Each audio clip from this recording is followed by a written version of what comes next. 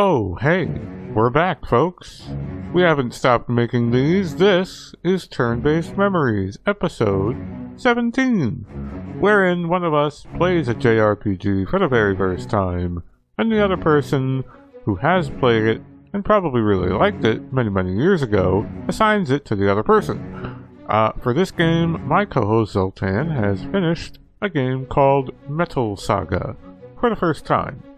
To kick things off, I'll give you a rundown of what the game is, my thoughts on it, and then we'll get right into a Q&A with Zoltan and I on his experiences, and it will be magical, and I promise. So, what is Metal Saga? It's a JRPG that came out on the PS2 way back in 2006, which would have been pretty close to when I played it for the very first time. It's a turn-based game, which already puts it right in my wheelhouse, and it has a lot of cool visual and mechanical upgrades that are part of the gameplay systems, which is another thing I'm a huge fan of. Metal Saga has some history with the Metal Max series, but I'm not entirely familiar with any of those games, and I don't think Zoltan is familiar with it either, so don't go looking to us for getting into those connections, because we won't do it. But let's get quickly through why I picked this game. The combat system is a testament to not wasting your fucking time. Something easily done in a turn-based game, where repetition is sort of baked into the intended experience. Grinding, as Zoltan is so wont to do, is a famous part of a stat-driven role-playing game, after all. And in Metal Saga, you can just blast through that whole process by holding down a fast-forward button that skips all of the combat animations, resolving even difficult battles in just a few seconds. This does mean that combat isn't the deepest thing in the game, or in role-playing games in general. But that's okay when you can plow through encounters very effortlessly. It kind of puts you in a nice flow state, I think.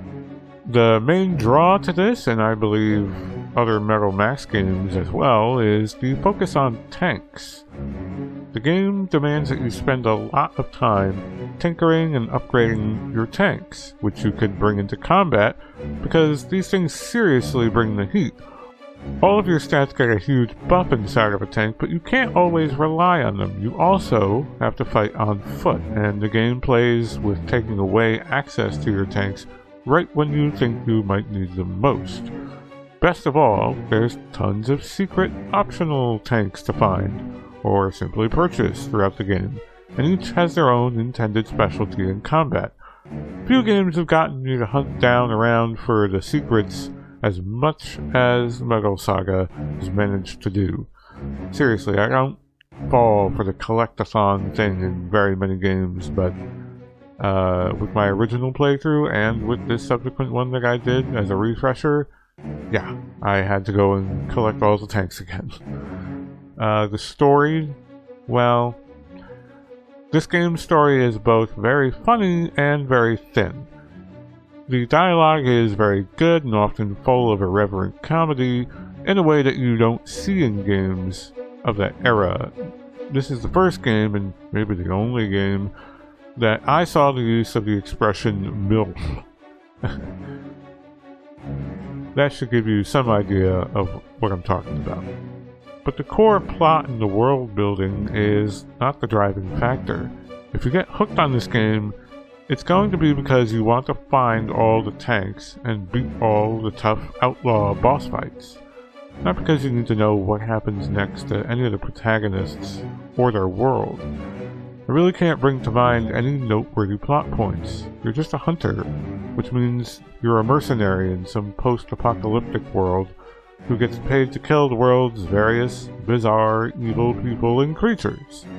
Oh, and the creatures are very bizarre. I think this is actually one of the real big fun points about this game. A big finger on a unicycle that shoots bullets is on the tame side of what you'll be fighting.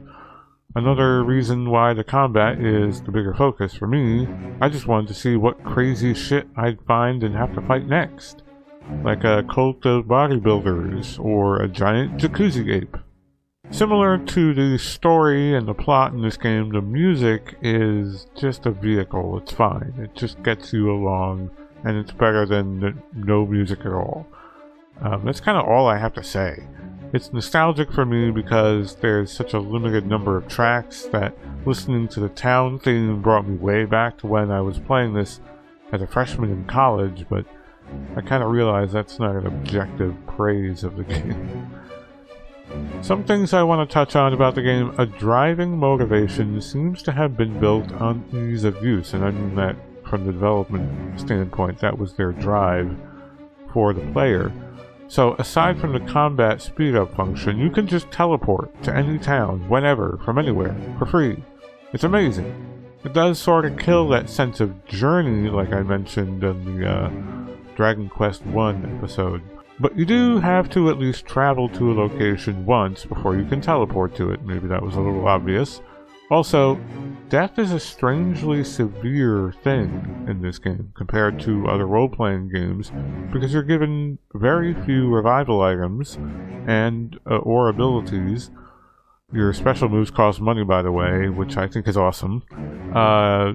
Which means getting a dead party member back usually requires warping back to your hometown and having an NPC zap them back to life. So you gotta go ahead and make that journey. If you're in the middle of a dungeon, you can't just warp out of a dungeon. Now, enough about my nostalgia trip. What about Zoltan? How is he going to like this game? Well, we'll find out in a moment, but I think that it's very grindable, this game, and we all know that's his fun fetish. So, I'm not sure if he's going to be very motivated about this particular grind, though. The world is very bleak and flat, and there's not a single damn anime boob to be found flopping around. And the music is probably about as serviceable gets. That's another thing that he pays a lot of attention to. And that's going to be about all I have to say, unless Zoltan has a much greater love of tanks and equipment upgrading than I originally thought. Then I'm going to have to say he'll be kind of in the middle on this particular game. But hey, I love it. Give me tanks and upgrades all day. Is that tank slightly cooler? Can I color it blue? I'm in.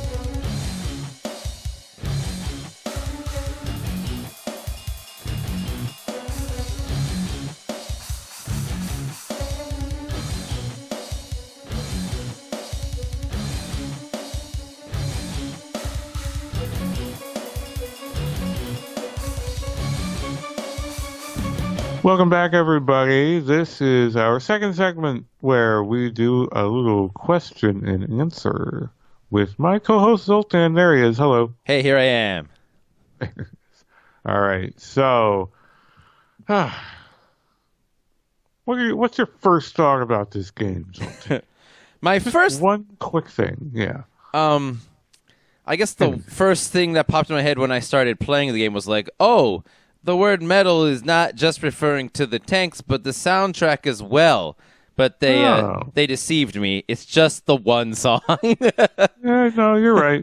That's true. I was like, am I forgetting a whole bunch of soundtracks? No. It's just the first song. The opening song, which is also the boss song. That's all.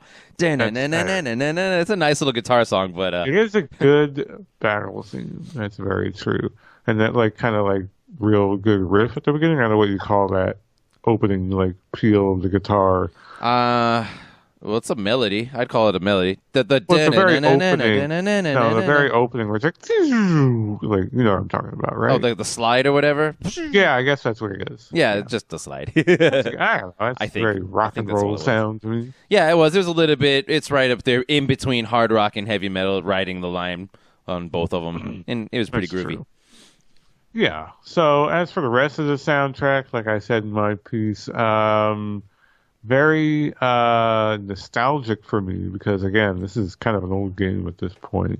2006. Yeah. Kind of reminds me of being in that sort of time and place when I played it, but not otherwise. A particularly great soundtrack. You know what I mean? Yeah, it doesn't really stand out. I think I said this about some of the game we recently played. It kind of has the stock music, little bit generic. I mean, yeah, a little bit generic it kind of feels, but I don't know. It still is really catchy at some parts. The one that always got stuck in my head, aside from that boss music that I just mentioned, was the freaking town, like the first town music. Yeah, that freaking piano, and then the freaking horns are like, and it's like, whoa, this got jazzy. Yeah, it's interesting. There's a couple other real low-key, sort of melancholic sound tracks throughout the game. I think right at the beginning is one, and the town overworld, I think, is kind of like very disparate sort of soundtrack. Yeah, kind of. There's this kind of little bit sad-sounding piano song for one of the towns. Yeah, for Belvedere or something. It's all kind of that order, and I feel like it fits the sort of like the story and the setting in a good and a bad way, because the story and the setting are both really dull and flat on purpose, but also that's not a good thing. I don't know. Not so much a question, I guess, in this particular case, is just like a don't you agree? Yeah, well, I guess, yeah, it doesn't stand out is the only thing, so it does its job. It's like the Tales of Vesperia soundtrack, which was Motu Sakuraba. We both agreed. I recently listened to that episode again. We were both like, yeah, it's kind of vanilla. Yeah, it kind of is. So, first real question I had beside that general one is, how long, if at all, did it take you to discover the fast forward button? Not that long. So, yeah, it was a revelation. My mind was blown when it happened, because this is a PlayStation 2 game, and they're putting in like the it's like the latest quality of life feature, isn't it, these days? It's the one that is. Right? That's like, it started with maybe the Zodiac Age or something like that. And now like all the recent Final Fantasies have it, and some other recent remakes I think have it. But this game had it back on the PlayStation 2, and the reason I was able to find it, was because when you highlight an enemy, there's that little scrolling text box that shows all the details that you want to know about it, but you have to wait till it gets to the information that you want to see if it's the later aspect. Like, I want to know right now if this enemy, which is a flying enemy, but is it, even though it's in the air, is it considered airborne status or normal status, for example? Yeah. And that's like at the end of the text box. And I was messing around with a button to see if anything would speed that up. And I was like, oh, great. There's a button to speed up the text box. Just the text box, of course. Happened to somehow still hold it during a turn. Yeah. It speeds up everything, dude. Holy crap. It just like basically cancels animations. Like no more animations, just numbers flying around. Totally. Yeah. So it's so good. Yeah, and I was like, holy crap. Is it time to grind? I think it's time to grind. I think so. I think it actually makes the grind just like fucking blows it wide open. So there's a fair amount of stuff to actually like grind for in this game, or at least explore for. Explore for sure, yeah. Yeah, because you got the metal detector, I'm assuming. I did find that, or the mine detector, yeah. Mine detector, yeah. But I mean, so I used it sometimes, and I found something like just a random, freaking mysterious rock and shiny rock and smooth rock. It's like, why do I need all these goddamn rocks? And the first time I found a mysterious rock, I was thinking, oh man, this is probably important to make something later. Kept all those. I'm pretty sure now, I didn't go check later, but I'm pretty sure now all those rocks were just for throwing. Yeah, I think there are a lot of like junk items. So eventually I gave up using that thing, the mine detector. And what I did, because I have a turbo controller for my PlayStation 2, I put the X button on turbo, and I just started roaming around the tank while holding the X button. It is amazing how many freaking items are buried in the deserts out there. Oh, man, dude. Just tons of them, and they're all crappy, though. Most of them. Oh, yeah, most of them. But there are some very important things that you find or can find. Yeah, there's some, right? Yeah. Yeah, like tanks. Exactly. I found a tank out there. Ooh, there's a bunch. There's like maybe 3 or 4 in the entire world map that you can find that are not always great. Like there's actually a fair amount of tanks, and I don't know if you went nuts and tried to find them all, or maybe use the guy at any point to like collect them all. But the game kind of fakes you out because you get that parking garage in your home base, remember? And it's only got so many spots. But if you find enough tanks, you get like an email from your dad, and it's like, hey, I built out the garage. I put more spaces in it. Oh, nice. Yeah. So it's like, oh, shit. And like it doubles the size. I'm like, God. Yeah, I think I looked later. I didn't try to do that when I was in the game to get them all when I was playing the game myself. And I played without a guide. But I later on was looking at a guide after we were all done. And I was like, how many tanks are there? There's like, I can't remember now. It's either 15 or 19. I think it was 19. So that's a lot. Like that. Yeah, so that's a lot of tanks and impressive. But for me, the thing with the tanks, the kind of thing that makes me not care to find them all is that they're not all that going to be all that different from each other. I think if you find the best one, it's a little bit better than the earlier ones. Better. But you're going to I used that buggy, the first one you find, the one you have to find as part of the story. I kept upgrading that, and the buggy never sucked. So I just kept using the buggy. Well, the thing about the better tanks is they have they have like a higher a larger number of slots for weapons. So you can like dual wield weapons and fire two weapons at once, basically, like two sub weapons or whatever they're called. Oh, really? And you basically like double your damage essentially. Okay, I never figured that out. That's cool. Yeah. So if you have two, because some of the tanks have like a shit ton of weapon mounts, which raises how much your tank weighs, which means you have to take off a certain amount of armor tiles. Yeah, which is right. a weird system. Like, it's a cool there's a system. whole I like weight it. system. Yeah, the the weight really system's cool. Like, the whole customization system is based around the weight of your tank, and the heavier your tank is, the fewer armor tiles, which is essentially your tank's HP, you can have. Equip, yeah.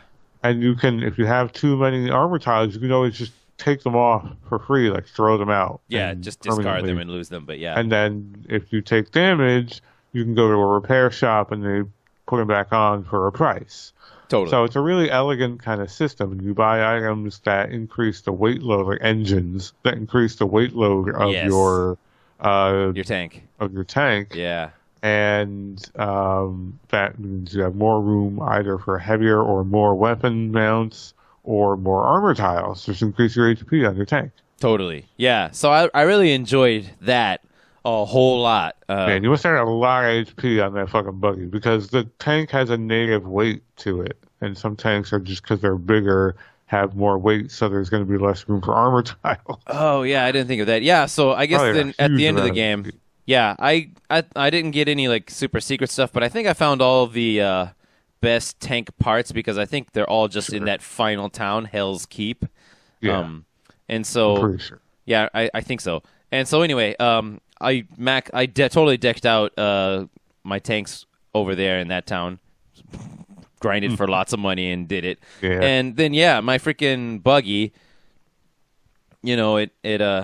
I guess now I see what you're saying about you can put more weapons on a newer tank because you can only put one main gun and one sub gun, and that's it. Gun, yeah. Yeah. So and there's different like anti-air mounts and tank gun mounts. Right? Yes. So.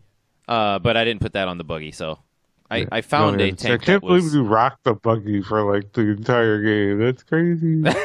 Yeah, I did. That's awesome. Yeah, and so then I was noticing after I put the final engine, just like, geez, I have like 1 million HP now because I have the heaviest weapons, but I just assumed that was the perk of the latest engine, but I guess I should have got some more impressive tanks and tried them out more, but it costs a lot of in-game money to keep dicking out new tanks also, right? So And there's also that clumsy process of, well, I got this other tank. All right, now I got to bring this one back. Okay, now I got to tow the other one. yeah, And then I got to throw all the stuff off of this onto that. Now it's overloaded, so I can't move while I do all this. yeah. And then it becomes a bit of a process to, like, gear up a new tank. And if you want to shuffle people around in different tanks, it's kind of also a process. I mean, really, all menu work in this game is kind of terrible. I think It kind of is, yeah. But actually, there is another thing that you can do. I don't know if you discovered. There are like hot buttons that you can assign. If you go into the menu, the SATCOM menu, which is where the map is, there's an options button where it's like, okay, do you want like tank equipment to be the X button? And it's like, what? Well, what is that going to do? How does it work then? So when do you push it? So instead of opening the menu button, or maybe not the X button, but like the select button. Okay. So instead of going into the menu with triangle, right? Yeah. And then that's the first menu, and then you go down to the tank menu, and then you go to the tank equipment. Yeah. You can just press select, go right to the tanks. Oh, that's pretty good. Back out directly from there. And you can do it for almost any action. You can put the select button is the mine detector. Oh, man. I should have... Okay, yeah, I feel dumb now. I forgot about that until several hours through this playthrough. Like, that's how, like, unsurfaced that option is. Yeah, I saw hot button thing in there, but hotkey, options in there. But, I mean, I didn't think it would be a thing I can use to instantly change. I don't know, I guess I didn't think of what it could really be used for. And there's also, you can like attack with your tank out on the field, and I don't think there's any reason to do that. Like, how do you fire do the that? main cannon. Well, it's another hot button. But I pushed all the buttons, so you have to assign it first, and then you can do it? Unassigned by default, and then you can turn the turret with the right control stick. I did that. And then press a different button to fire the cannon, but it doesn't do anything. It just looks cool. It's just fun, right? It just looks cool. Yeah, because I noticed sure. I can turn the turret. That's got to be useful for something, but it never was. Nope. Never was. Okay. Yeah. So I'm guessing you explored all or most of the map. Oh, dude. Unlocked the whole you went goddamn all over? thing. Okay, so you found the dogs, right? The dogs? Uh-oh. What? Oh, the dog party member. Yeah, I found it. Yeah. Okay. So I probably didn't go into all of the dungeons, like on the latter half. In fact, I didn't finish the final dungeon, to be honest. But the end of this game falls apart. Like, I don't blame you, because I don't know. It took me a while on my first playthrough to like pick it back up and like bother. And I really don't remember much of the ending, but the all the story details came out in there. Yeah, the story details, like they're like, oh, story. Oh, yeah, I forgot. Yeah, we forgot about that. Yeah, shit. Playing this for the story? I guess we gotta fucking for something else. And should we talk about the dogs first? Yeah, let's talk about the dogs. What dog did you pick? I picked the Shiba, because I live in Japan and Shibas are the thing out here. What did the Shiba do? They all do something different. Oh, are they all different? I thought they were all going to be the same. They all have different skills. So the Shiba, I mean, he just has a cannon on his back and he shoots the enemy, and I mean, he going to do whatever skills that I assign him by talking to the skill master guy, right? So maybe they come with certain skills, because but you can change them later. Bernard, I guess. There's something that they do that's special. I'm not sure what it is. Maybe it's not their skills, but the Saint Bernard has like healing, like really good ones. Huh. Okay. Like, so he was like my main healer, and I remember picking him the first time too. And I looked online afterwards, and everyone was like, "Yeah, you got to pick the Saint Bernard." Oh man! I was like, "Oh, okay." Well, crap! I picked the Shiba, and he was just all about the cannon on his back and just shooting the enemy. They all have like little cannons. But I thought, maybe I'm wrong, but there is that skill master who just was like, "Here, buy a skill." Okay, like everything in this game is kind of like weirdly easy to do and simple. This is one of those games where all you need is money. Yeah, everything. What and I mentioned this in my script. Your fucking skills just cost money. Oh, dude. Got a story about that. Go for it. Oh, man. So I went to one of the skill guys. He had a bunch of what are they called? Passive skills, where like just it says in parentheses auto, meaning so for example, attack up during battle. It's a auto. passive skill. So it means just your attack is stronger all the time in the battles, right? And so I'm like, well, I want that. Defense up, accuracy up. Got all those. Oh no. And I wasn't realizing the reason, because right at the same time, roughly, I found the that girl and that guy in the bar. There's the guy with the sword and the girl with the guns, the cowgirl looking lady. And so I picked her and I brought her into my party. And for a while I was thinking, oh, okay, I guess when you hire more guys, they cost money. And then because I was losing like just 50 gold per battle, like it said expense, and I'm like, okay. Then I went to that skill place, and then I started fighting more battles, and then it started saying minus 500 gold every battle. I'm like, what the hell is going on here? Why is it minus 500? Is she getting more expensive the better I make her? But I kept playing like that for a long time, just trying to fight better enemies to make up for the expense. Sure. And then I just had the idea, I wonder if these skills are doing it to me, just from out of nowhere. I thought, because when you use regular active skills like attack skills and stuff, they also don't cost magic, they cost money. Yeah. And so took off all that stuff. Lo and behold, now I'm not being charged money anymore. Couldn't believe that. I went negative $10,000 before I finally took care of that problem. Jesus. Although money is kind of easier to come by, especially when you just grind your face off with the fast forward button, but still.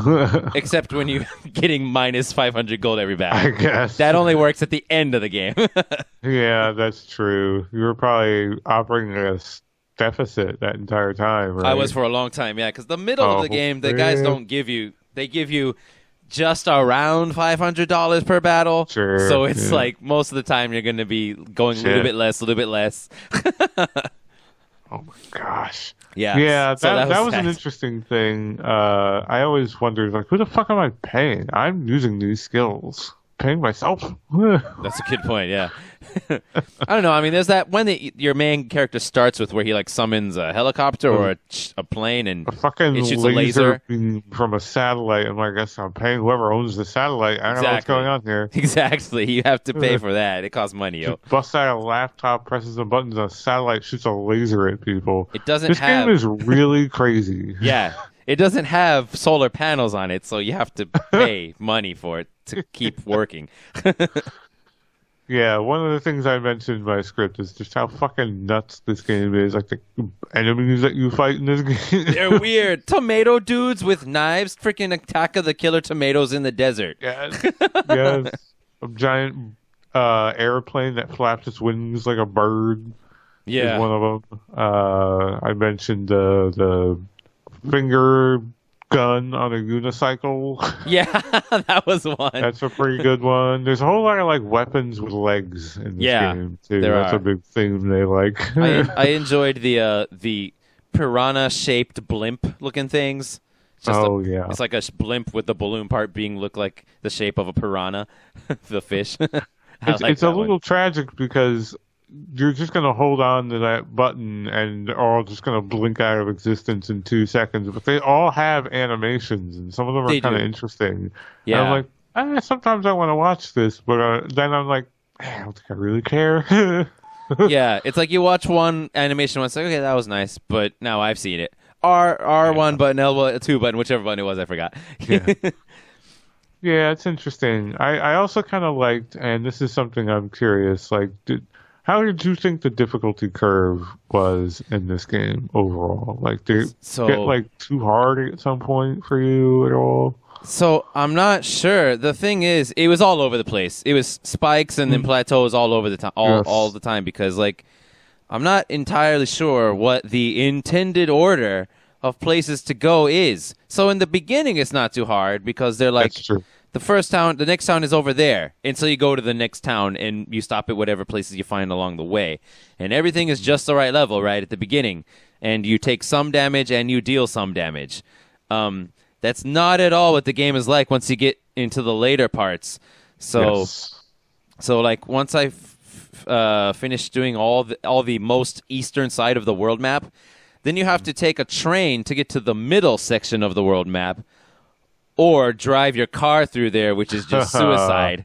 I did that. Suicide, not even because the enemies are tough, but because they fucking jack the encounter rate up. I know. Holy, it's literally step, encounter. Yeah, Step, encounter. totally. You can't get through a screen without at least 10 encounters. It's nuts. Totally. So, I kept. So I was like, okay, you're not supposed to go that way. I took the train. I got over there, and all of a sudden, every enemy is destroying you like you're not supposed to be there yet. And so I went back up to the most northern dungeon on the most eastern side of the map, where it's a dungeon where you go inside, and there's actually, I forgot the name of it, but there's like a town inside there where you have to get out of your tanks, go into this building which goes down underground, and then every room is like a kind of like one of the, like there's the tavern room and the save room and all that kind of stuff. And then you go down all the way in the bottom, and you're in like a sewer dungeon, and you're not in tanks, of course. You're just walking. Fuck that place. Yeah. So, the kind of cool thing about dungeons like that is that you don't need your tank, and so there's, I guess it's what I want to say is it's kind of less work you have to do to keep during the grind, because when you're in your tank, you take damage, and the only way to heal it is to either have lots of those tile packs on you, or you got to go all the way, or teleport. I use the teleport option to get back, and then repair your tanks, and then go back out there again, right? You have to keep going back and forth when you use tanks. But when you're in the dungeon, it's not as much back and forth work, so I kind of enjoyed that. Unless someone dies. Yes. That's something That's I right. mentioned. I think I read that there's only one resurrection item in the entire game, and I never found it. I don't recall if there was like some ultimate skill at some point or whatever, but during this playthrough, I sure as hell didn't find it. So if one of your characters dies on foot, oh, that's right, they're dead. Yeah, and they have to get resurrected in the town, the original town. There's a dude there who, for free, will just zap them back to life. Yeah. But it's a schlep, and you can't warp out of dungeons. So if you're in the middle of a dungeon, right? Or can you? Well, if you die, you automatically get warped out of the dungeon. No, but if like one of your dudes If dies, just one dies, you have to go there, yeah. you have to physically walk out of the dungeon before you can warp. That's right, I believe right? so. You can't warp to the entrance, right? I'm not imagining you might have that. been able to, but I don't think so. Yeah. I don't think so. Either way, it's because if you're down a person, oh, that's right. Only if it's a tank dungeon. Tank. Yeah, only if it's a tank dungeon you can do that. If it's not, you have to walk out. Okay, right. Yeah, you need to be in the vehicle. Yeah. Because I think it's part of your vehicle, right? It's a thing you put on the vehicle. You install it, yeah. I installed that thing. Was so you need to be stoked. in the tank. Yes, that is another that is a big deal about this game. You can just freely everywhere, warp everywhere, when the fuck ever, instantly, all the time. Yeah, it's amazing. This is like a game, and I mentioned this in my script. I'm like, this is a game that is like all about not wasting your time. Like something about the development in this game was like, we're just gonna fucking speed everything up. Fuck it. Yeah, it seems like it. And I was like, great, it's great. This is great to play. I love it. This whole experience is really easy to just like get through. To the pluses and minuses of the experience on some degree, like kind of like the experience feels really muted, like not very memorable in a way. Well, I remember it perfectly, actually, because the thing about the experience in this game is every level takes exactly 100 experience. Oh, that's right. You count experience. I noticed it. Well, I just noticed it. Every time it's 100. The level ups. The level ups, you're right, yes. Yeah. And not the level ups. I mean, the amount of experience required to level up is always 100. I didn't count all the points of what I was getting out of each level up. I didn't do that.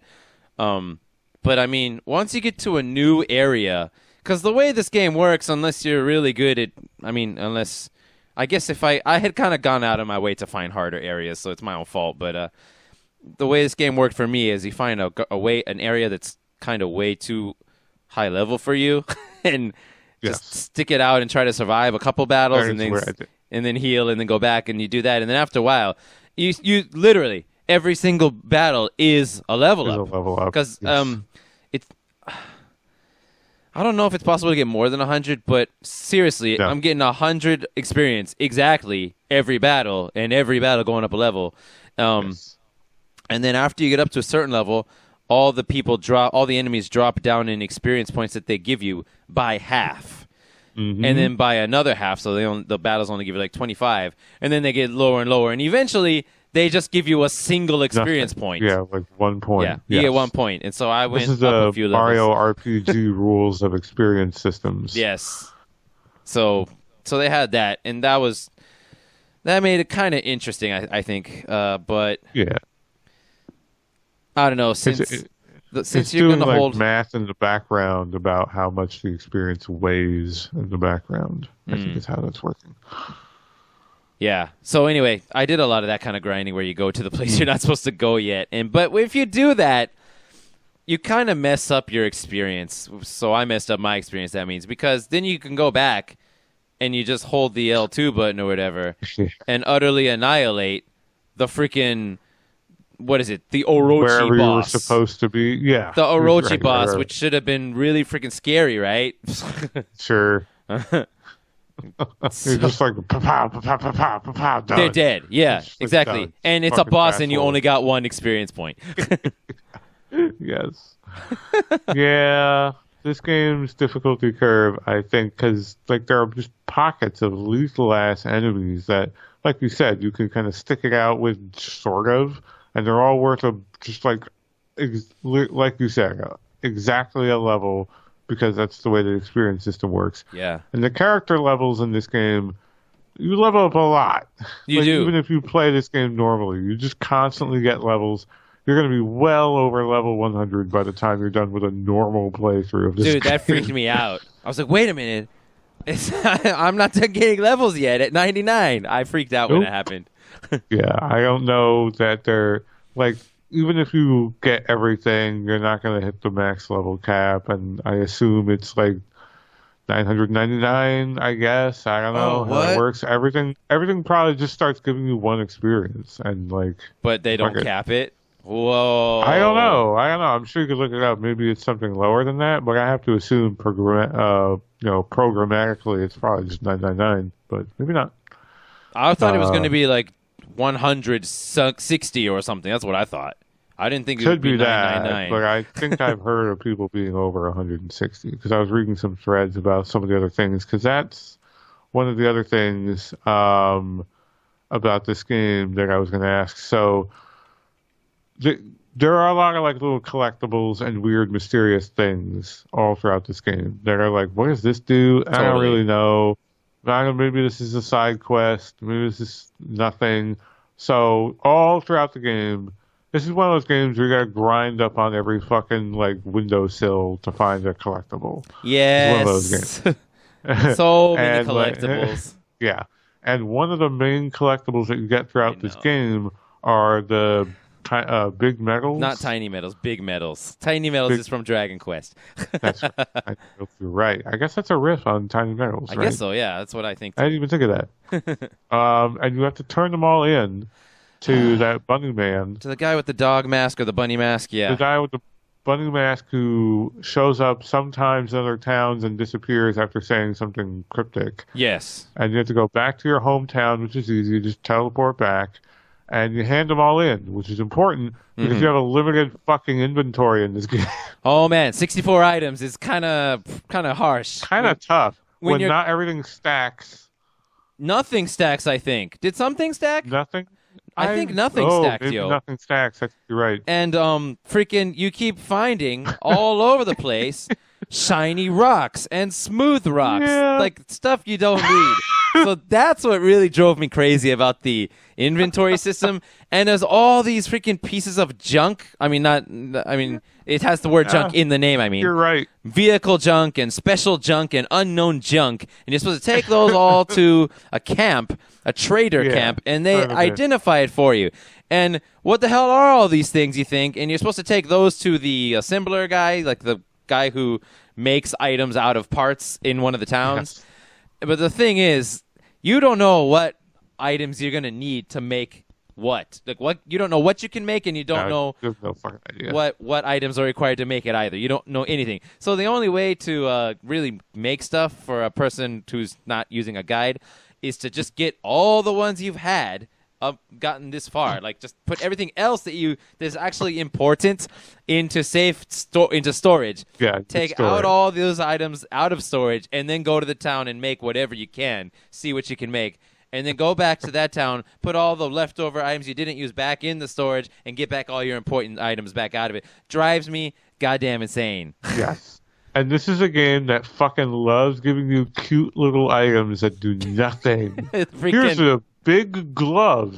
Yeah. And then, like, the text is like, it's real big. Yeah. And it's like, what do you do with this? Yeah, I know, right? So you put it in storage and you fucking forget that you have it. And before you do that, of course, it's taking up a goddamn slot in your inventory that you can have healing items in. Dude, if you sleep at the most expensive room at the inn and you search the room, you can find a freaking bathrobe, a bar of soap. Bar of soap, slippers, all this shit. And they don't do anything. Nothing. They do nothing. Yeah. They just take up fucking room in your inventory. And the thing about the game big is so ridiculous. Yeah, and the thing about the big medals is I gave the guy about 50 of them, throughout the game. I found 50 of them, and I didn't even go everywhere. And I keep giving this guy items, and I'm like, okay, sooner or later he's gonna give me something, right? Turns out you only get something for finding all of them. There aren't milestones. Nope. So you know what the real kick in the pants is about this, right? I don't know, dude. You can't find all of them. Why not? Because it's glitched. Man. There's a massive thread on GameFAQs that's ancient because people are obsessed about like the weird secrets in this game. Yeah. Because the development story of this game is a little strange. There was a version of this game that came out first in Japan that had more content, and then they released a slimmed down version. I don't know what that means, but they removed certain features or they did something to this game when they released it in the West. And one of the things that people assumed they did was they broke certain side quests, like the Big Metal side quest. And the thing is, people, emulated this game and they went into the code for the game and they're like, okay, the other medals exist that you can't find. And some people are like, I think I actually know where they're located, but the thing to pick it up doesn't proc. And I even tried giving myself with like a cheat script, the exact number, and nothing fucking happened. So you actually don't get anything anyway. Even if you got all of them, huh? Even if you got all of them, like someone programmed like 1,000 big minerals into their inventory and just turned them in one by one, and nothing fucking happened. But someone did it for like years. They're like, maybe it's a certain number. Maybe it's this. Maybe you have to do it after you do this. Maybe this. Oh my god. And there's actually some legit, like, weird conspiracy secrets that are really in this game. Huh. So, you know the character Alpha, the robot woman? Girl, yeah, I didn't find her. So, you can easily not find her. There are ways to find her and whatever. But there was some sort of rumor, and I don't know how it got started, that you could turn her into a tank part. Huh. And everyone's like, no, this is fucking bullshit. She can't get turned into it. I've tried, blah, blah, blah. But I forget how someone must have done it, and that's why the rumor got started, because you can actually do this. What? And the way it works, so this character is like a super duper end game, basically like, you finished the game anyway, here, have this OP character. And she like one-shots everything. Oh, man. And she's really strong, and she has like a shit ton of defense and really high HP. But if you kill her 5 times... okay. While she's in your party? While she's in your party, she's an active party member. She doesn't ride a tank, she just runs around. Yeah. And you do that 5 times, which is hard to do because she's so fucking hard to kill. Then a cutscene will trigger where you try and take her, where she's like, I'm shutting down, blah, blah, blah. You can watch it on YouTube. What? And, oh, I'm sorry, it was been a pleasure to serve you. All this, like, schlock, whatever. And she dies, and then you go take her back to the dude who zaps everyone back to life. Yeah. And he tries to bring her back to life, and he can't, and she explodes. Whoa. And then you take her to some other guy or some other scientist who's like a robot scientist, and she's like, sorry. Oh, that girl, yeah. You can like upload her consciousness or something, but her body is like gone. I don't know what you want to do with the rest of her. And then you take her body over to that crazy tank guy in the desert. Yeah, that guy, yeah. The glasses who you can choose to give you a nickname. Yeah. Yeah. Then he turns her into a C unit. C unit. Dude, that's gotta be an epic C unit. It is. And so the C unit in this game governs like the defense of your tank. Of the tank, yes. And that thing apparently, like I looked at I'm assuming in the video the guy has like the best one, and then he scrolled down to this one and it was like double. Oh my god. So whatever tank you put this on is like invincible. That's amazing. I remember this being like a hardcore rumor that no one believed for years on the game. This is like 2006, 2007 was like the height of my time when I actually used like the GameFAQs forums. Dude, it's not that often that like somebody we're going to hear about a secret and a rumor and a conspiracy that hasn't already been well known. Everybody knows what can be done in Dark Souls already. Everybody knows all the secrets of Shadow of the Colossus finally now. Yeah, that's another one. That was a great one, right? But everybody knows it because it's kind of a famous game. But True. Metal Saga, man, nobody knows this amazing story you just told me except us listening to this. So thank you, Mel. Yeah, that's amazing. This game is really obscure to begin with. Yeah. So, like, the odds that people really even know what this game is are kind of low to begin with. And then there's all these fucking secrets. There's actually a thread, and I'll see if I can find it, and I'll put it in the video, like, in the chat somewhere, where a developer actually responded years after this game came out to, like, all these questions. I'm not sure if they actually responded on GameFAQs or just, like, copy-pasted onto GameFAQs or something. But, like, they were trying to, like, talk about their intention behind some of the things that they did that are kind of mysterious. And they're like, well, it's been a few years since we looked at this game. Well, we've all moved on. But I'll try and shed some light on this. And it's been years since I even read that thread. But I'll see if I can dig it up. That must have been an epic read if you've ever played this game. Oh my god!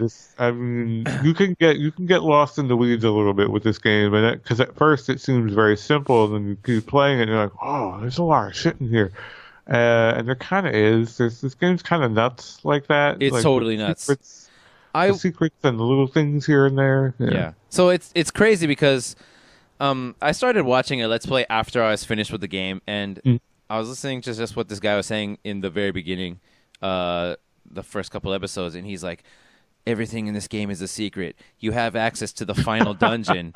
You can just go to the final dungeon, assuming you could survive. That's the only thing. Sure. As soon as you step out of the first town, if you could survive the journey, you could just go there.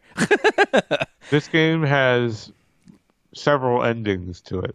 I got like 4 of them, dude. Yeah, you can end the game within minutes. I did that. Yeah, if you pick the right...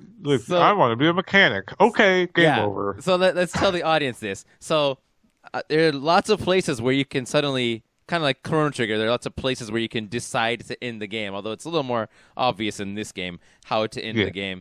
But the first time when you play it, you're not going to... It's nothing. It's going to be a but thou must situation, which means even if you say no, please help me, and you say no, they're going to say, well, please help me again. They're just going to keep saying it over and over again. Yeah. And in the very beginning, you hear the story of how your father's a hunter, and being a hunter is awesome. But then your mom's like, so I want you to be a mechanic.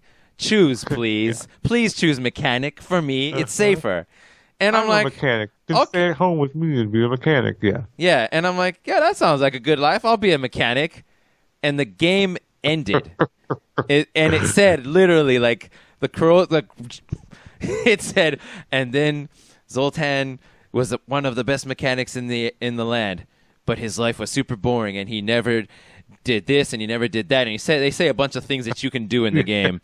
One of them was wake up like the robot weapon, female weapon robot, the girl Alpha. I never got her, but. He didn't do that. He didn't do this. He didn't do that. And his life was boring. And then he had kids, and their lives were boring too. And then the credits roll. And I'm like, what? Oh my god! And so then there was that one, and there's two more endings that I got though, aside from that one. So like when you go to the second town or something, you're gonna meet your best friend, I think, whose name is Misha, and she's like a mechanic. She's a tank mechanic herself. Yep. And when you first talk to her, you're talking to her with the intention of, hey, I need a mechanic because I have a tank, and I don't have a mechanic. Join my party. That's what you're thinking when you're going there, and that's in the end what you actually do. But one of the options to talk to her is, hey, let's get married. And I'm like, click, and the game ended again. They got married, and that was the end of the game again, and the credits rolled. And then the last ending I got was when I was trying to fight. So this game, we didn't mention that this game, the main thing you're supposed to do is go to a kind of a wanted board where there's just a whole bunch of wanted posters of outlaws, famous outlaws, and find all the famous outlaws who are the bosses of the game and kill them. And I could not kill. I found my way to the outlaw called Father Muscle, who is a guy he's called Father because he created his own religion about being buff. And being buff is maybe one of the strangest parts of this game. Yeah. And so like when you're in the dungeon, so to speak, I mean it's a dungeon, but it's really just the Father Muscle like a Father building. Muscle's gym cult. Gym cult, exactly. It is a cult, and you're not supposed to leave, right? So you go in there, and he's like, "Hey, I have like a special training just for you because you seem gifted. Are you interested?" And I'm like, "Yeah." And we're standing in a line of a few people that are in line to get this special training, and the dude before you walks into the room with just like a regular shirt and pants. And the woman, and there's a woman as well. They walk in, and they walk out in like literally 5 seconds later, and they are shirtless and unbelievably buff, like with steroids buff. Yes. And then like they're like, okay, go into the room, and you have the choice to go in or not go in. And I'm like, go in. Okay. And then they're like, okay, sit down in the chair. And I'm like, yeah, sit down in the chair or don't sit in the chair. Yes or no? Yeah. I'm like, yes. Then I got like my mind like literally like brainwashed with a machine. Yeah. And and we got roided up instantly, and my whole party was buff, and that was the end of the game again. Yeah. And you like pose in front of the camera, all very big and buff, and then it's the end of the game. So those are the 3 endings I got, yo. Yeah, this game really kind of goes off the deep end in a lot of different ways, and also like the writing in this game is pretty funny too. Like, yeah, dude, you know that the localization team took all kinds of liberties, right? Because like, just like simple things that they ask you, like, "Hey, how's it going, man?" And one of the things you can reply is like, "I can't think of any off the top of my head," but they're all like, they have like way little like fucking. They're sayings from the 80s. Say. Yeah, kinda. Like everything is. That's my name. Don't wear it out and stuff like that. Kinda, yeah. Everything has like sort of like a funnier response to it than you might expect. Exactly. For like basic conversation prompts. Totally. Like there's those arcade machines that you can like download the game for. And it's like, sure, I like piracy or whatever. Exactly. So that's the option you choose. I like piracy. Yeah, exactly. Yeah. And I think this is the first game and the only game that I've heard someone use the term MILF. Oh yeah, it was in there, wasn't it? Yeah, I remember seeing that for the first time. Referring to your dude's mom. Yeah, your own mother. Yeah. Yeah, man, that lady's a MILF. And then your character says ... because he's a silent protagonist ... And then the guy's like, wait, that's your mother? Oh shit! Oh no, sorry, gotta go. Yeah. Yeah, and like the dialogue when it's trying to be funny is actually pretty damn funny. Most of the time, which is not something I would have expected out of this time in games or whatever. But I think, like you said, the localization team probably was like, look, this story super fucking doesn't matter. We're just going to have everyone say whatever the fuck we want. I mean, probably in Japanese, the guy was like, the characters were all acting, saying things in these really, flippant, probably, yeah. just unusual ways that you'd never say in real life, I guess. What they would say, though, probably didn't translate directly at all. Yeah. So what's shaking bacon or something like that? Yeah, who knows? Yeah. Yeah, so this game has a lot of strange appeal. Yeah. To it. I'm sorry, were we talking about something before we talked about the endings? I was mentioning Alpha, and I was mentioning the secret, yeah, just like the secrets that this game is sort of deeply embedded with, and the endings being one of them. Yeah. But yeah, so that's crazy. All those secrets and endings. All those endings are very strange. I think you made a good comparison to Chrono Trigger. I didn't even think of that. Oh yeah, and something funny about this game, man. Like, I didn't find that many. I found like 15 to 20 bosses, I think, outlaws that I killed. Sure. But to be honest, I didn't actually find that many story scenes at all. No, they're very like sparse. Are they? They're probably just are. more hidden than even you found. Maybe. I'm sure there are. I know I didn't get everything in this game ever during any time of my playthroughs, but it's mostly like I went to a town and these like fucking dudes in suits are somewhere Showed talking up. about something. Yeah. They showed up and they left, or I fought them or they didn't fight them, and they had something to do with something, but it doesn't seem to really matter. It's certainly not what your protagonists are like dealing with on a moment-to-moment basis or talking about or anything. You're just kind of exploring, and you're mercenaries that are trying to just make money by killing these outlaws, which feels like a giant side quest more than a story. So I don't know. This isn't a story game. Yeah, I mean, well, it's not a story game in that way, but I mean, I kind of appreciate. So when you have a game like that, what you're getting is you're getting the Dragon War experience where the king just says, go kill the Dragon Lord and restore peace to the kingdom, and that's everything. And then the story is you doing it. The story is the adventure you had. You walked into the cave, tried to fight the green dragon, and he flamed your ass, and you died, and you had to go kill slimes for another 10 years before you were strong enough to do it. Yeah, and how it goes. Yeah, and in the case of Dragon Warrior 1, I think it had a really great effect, because, like, you saved the princess. Like, from the beginning of the game, not the beginning, but, like, from talking to people in the game, okay, a long time ago, freaking Erdrick had these 3 items. He had, like, the medal and this and that, and he used them to make a rainbow bridge to go to the Charlotte Castle. So I need to do that. Right. And then throughout the game, you're like, where's that goddamn medal? And freaking then somebody's like, oh, there's a medal that's, like, this far west and this far east, south of the castle. And you're like, well, how would I ever find that? Because you can't really just take the steps directly because there are lots of things in your way. And then you save Princess Gwaelin, and then you use her love, which is an item in your inventory, and she tells you exactly where you are in relation to the castle. And it's like, whoa, now I see. That's amazing. And it kind of feels like a big adventure that you really went on in that way. And I think that's what they're going for, or at least, I think that's what they were going for with this game, where it's okay, go have some fun, see what happens in your life as a hunter, fighting outlaws and seeing what's out there. And it happened to me on a few occasions where I was like, ooh, now I'm excited to do this story. But most of the time, it was just like, okay. I walked into this town. These guys were bullying some other guys. I killed the bullies. And it was easy because I had grinded somewhere that I shouldn't have grinded.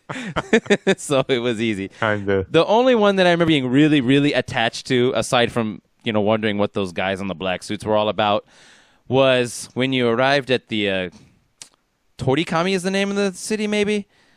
Torikami? Murakami?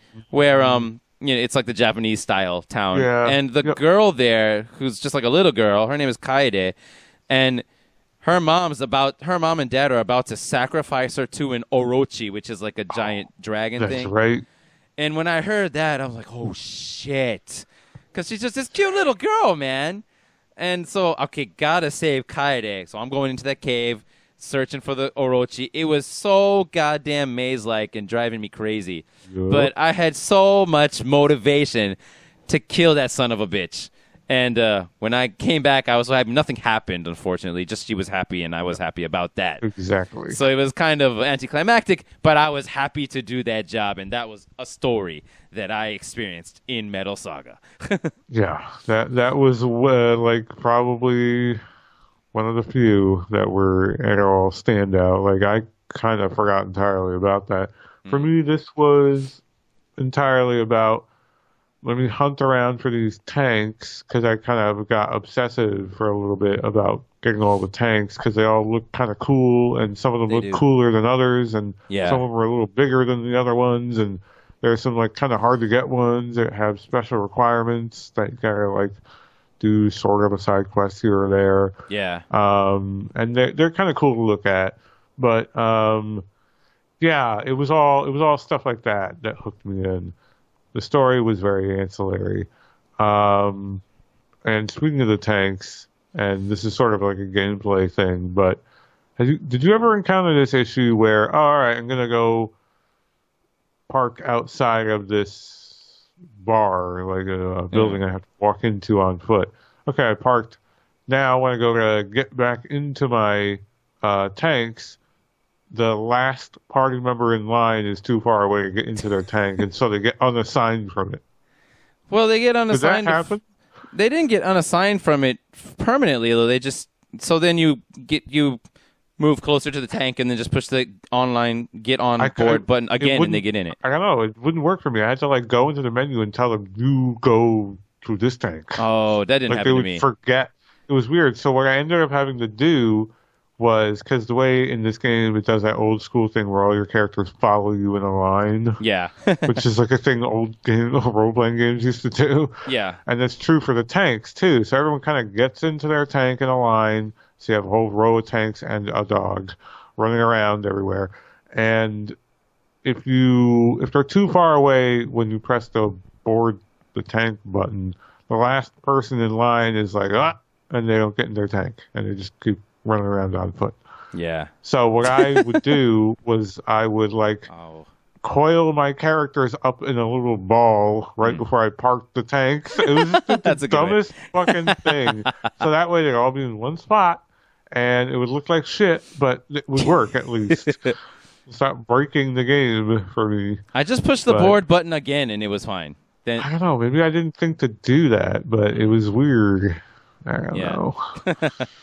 That was like a weird old school issue with the way characters all have to be on screen at the same time. Like they're in a line, they're following you. Like, they're there. But I don't know. It's like kind of a weird thing that certain games that Grandia does this, I think. Oh yeah, they are all on the screen, aren't they? They're all on the screen in a weird like fucking hold your hand line. Yeah. It's strange. But yeah, so I think on the whole this is kind of like a strangely charming game with a lot of flaws. It's definitely like a B tier game. It's not like a top tier game by any stretch. But there's like a weird sort of gravity and like charm to the entire experience. Yeah. That definitely made me want to replay it, at least for myself. I don't know if this is something you might ever revisit in the future. I'm not sure. It's so hard to know. Like right after you played it, Sure. you're just tired of playing it, right? Because you just played it for 50 hours. Hours and hours, yeah. Yeah, but so at my current moment, right, opinion right at this moment is that it was like I see what the appeal of it all is, and I kind of like that, but I don't know. In the end, the whole game is it's my own fault, I suppose, but the whole game is just going to the next area and holding the L2 button and the X button at the same time. And then, you're not wrong. And then you just do that and then go back somewhere else to get healed and come back and doing that over and over again. And then going to the next area. And then after you're done grinding for as much as you want to grind, then you go back and actually look for stuff.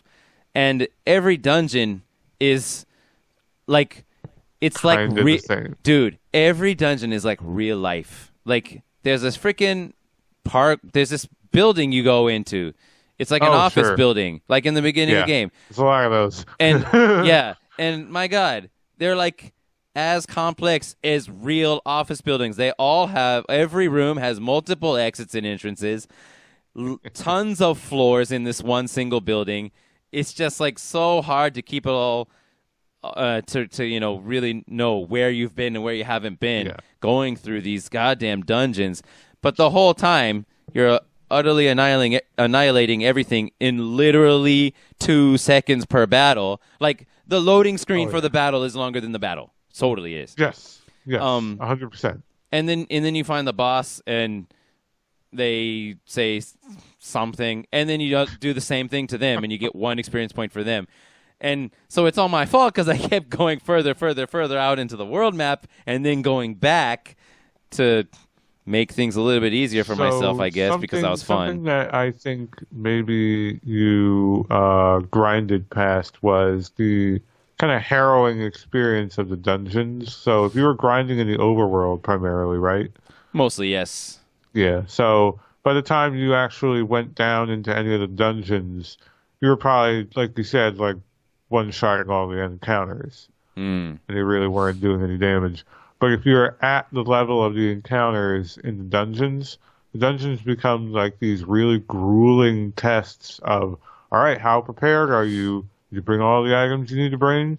You have enough healing items? Are you going to be able to get out of here without losing a dude and having to tow your tanks out? Because you can only tow 1 tank at a time. Yes. So if 2 guys die, then it's going to be a problem. And you got to leave the tank there and come back for it. I know.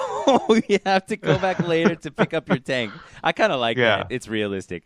They did that thing where they're trying to make every outing like a journey where, all right, get your supplies together. It's going to be a sort of like a journey thing where you got to make sure that you did all your provisioning correctly. But you can grind past that. You can grind past that, but so I did experience it a few times because, when you go into a new area for one thing, and then also that freaking Father Muscle dungeon, man. I tried it. Rough. It took me 4 times. Yeah, you're locked in, right? So you just game over and then reload or is the only choices. And thank God you can't save inside. I don't think you can save inside. That might have been suicide. I think you can. Can you? Actually, that so you did scary. the right thing and probably made either a different save slot or you just didn't save. I don't know.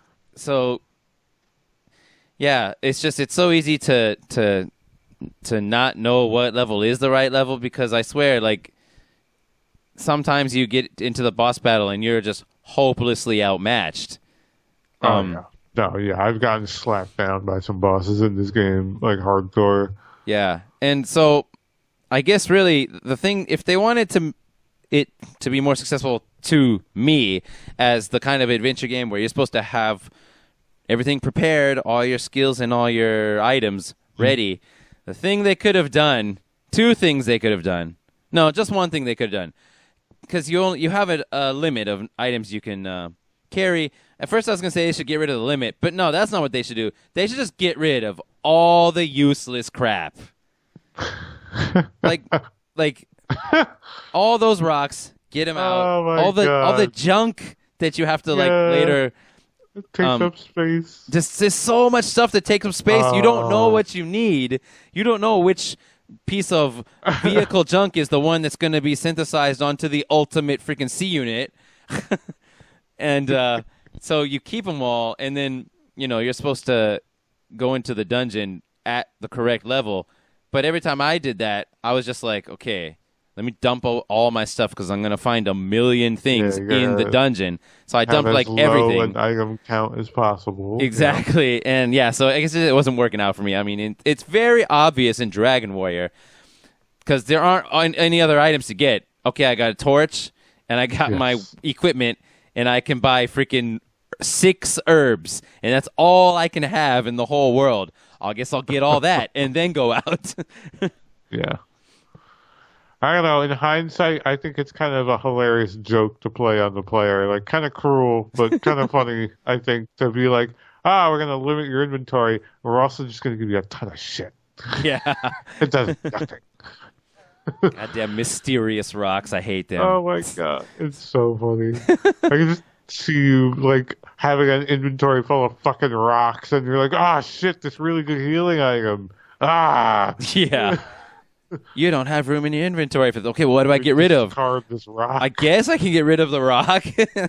Yeah, damn it. And I kept finding, like, photo number 5, photo number 6. I'm like, my God, yes. Dude, if you get all of the photos, it's going to be something epic. I got to keep all the photos, right? Yeah, bro, you can't keep all the photos. You got 5 of those royal slippers, you got to keep all 5. Totally. Yeah. Get rid of that. It's going right in storage. So overall, my opinion of the game is it's like I don't really want to play it again now. I don't feel that way now. Like when I think back to other games that you've had me play, definitely I would love to go back and play some Shadow Hearts 2 again or some Baten Kaitos Origins again. Sure. Yeah, I'm not in the mood to play this one again. Even though I think it's middle tier role playing game. Yeah, like even though the what's the word? Not the theory, but the concept, like it sounds good to me. Mm-hmm. I do like the idea of the layout. It's just it's open, completely open, and go find some things to do, and that's fun. I guess really what they could have done, even if they wanted to keep the item limit, is maybe they could have just done the thing that Oblivion does, the Elder Scrolls 4 Oblivion does, and levels up enemies with you. Sure. I mean, if they did it better than Oblivion did. Oblivion, there's this harsh freaking difficulty spike. Yeah, they kind of messed that up. So they messed it up. Yeah, because then you walk around and you're killing crabs one day, level up a few times, come back to the same spot, and all of a sudden there are freaking will-o-wisps that you can't hit with physical attacks. And it's like, what do I do? And you run away from everything. It's a huge problem. But yeah, but when in the beginning, when it's just going up nice and smoothly, it feels good because everything you do feels challenging, in my opinion, and I really liked it. I kind of wish they did that with this game now that I know what they're going for with the whole open world and find everything yourself. Yeah. Everything is optional kind of gameplay style. So, yeah, I'm going to say it's all right. That's my position. It's kind of where I'm at with this game. I think it's a special game that definitely deserves some attention, but I wouldn't put this high up on a pedestal of like, this is a must play. If you got some time on your hands, you're really into role playing games, especially turn-based games, and you want something unique. You want something unique. You want something kind of charming. You want something easy to fucking like sink time into. This game's not gonna resist. Like you can grind, easy grind, easiest grind. Out of all the games we played. It's so fast, yeah. It's easy grind. So if you're into that, definitely consider this game. You can. I don't know how easy it is to find. I think I paid $60 for it. You did? All right, so maybe it's not that hard. So it's not that bad, yeah. This is actually a kind of a big famous series, though. It's from the Metal Max series. Did you know that? Yeah, so I mentioned it at the top of the show, but I also mentioned that neither of us really know anything about that series. Yeah, we don't. But, I mean, there's like recently a game in that series came out. Metal Max Xeno is a recent game, right? Yeah, and I saw some videos of it, and it doesn't look very good. Oh, really? I don't know. It just looks like... I feel like this entire series has never, ever once stepped a toe out of this exact like bandwidth of quality where it's like this kind of middling role-playing game for whatever era it's in at the moment. And it kind of feels like that, although I wonder, because the new one seems like a more like sort of HD, full of people talking at you, fucking slower experience, which if Metal Max or Metal Saga in general were to go on, I would want it to definitely preserve the speed and the ease of use that this game still stands head and shoulders above a lot of other games. Yeah. You know, that would be my big like draw if it were to continue and be a thing that I care about in the future, for sure. Yeah, I think I agree. Yeah. So here's hoping other games take lessons from this 2006 PS2 role-playing game no one really heard of. Dude, it doesn't even have the same name as the rest of the series. Yeah, it doesn't. Yeah, they had to change it for some reason because of there was some reason. I don't remember publishers why. changing and stuff like that. That's true, yes. Data East or something was the original publisher, and they went out of business or something. Out of business, yes. Yeah. So, by the way, the max level is 255 in this game, same as Star Ocean. Damn, 255. Yeah, that sounds right. That would probably take forever. This guy who wrote that said I couldn't get past level 173 because of how, it just keeps giving you only like one experience and stuff eventually. Like, you gotta get 1 point, so that's 1 times however, like, fucking how many battles that is. It's insane. Hundreds, thousands of battles. Ugh. So, all right. I think that wraps it up for all the questions I had for you. Is there anything left on the table you want to address?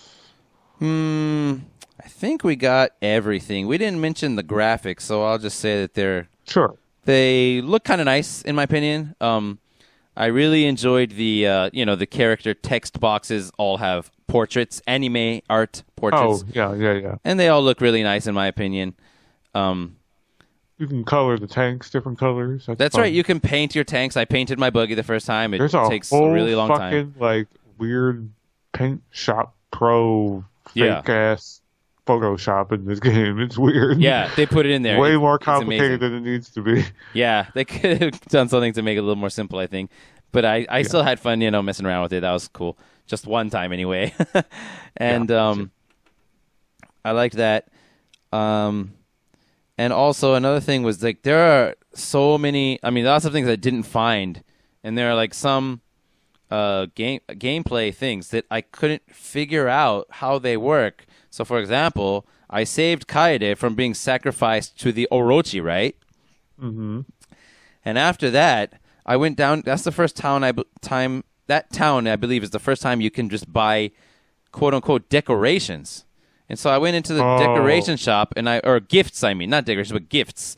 And I went into the gift shop and I bought a fireplace and a couch and stuff. And I'm like, that's awesome. And you choose who you want to send it to. And I decided to send it to Kaede.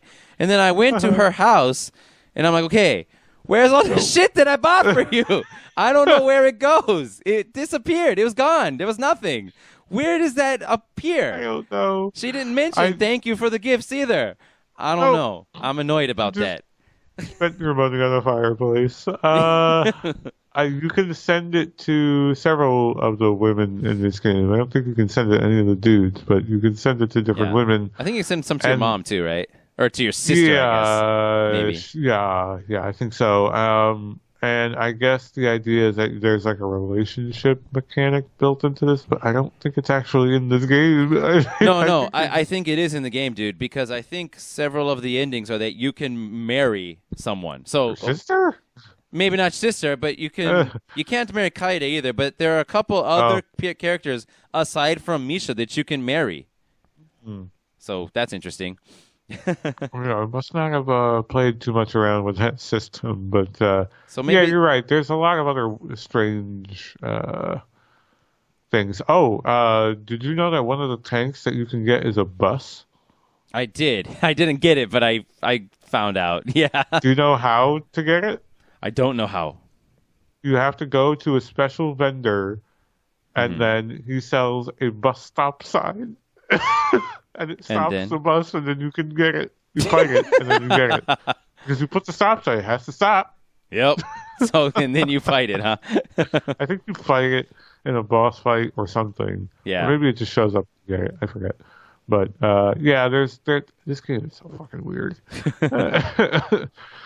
But I think that's going to cover it. I think we talked this game to death a little bit. But Yeah, I think so. I think it's worth some time in the sun. Some people have to show this game some love, damn it, on YouTube. Besides the other guy that you said you saw. Yeah, I'm glad that I was able to check this out though, and now I own it, so that's cool.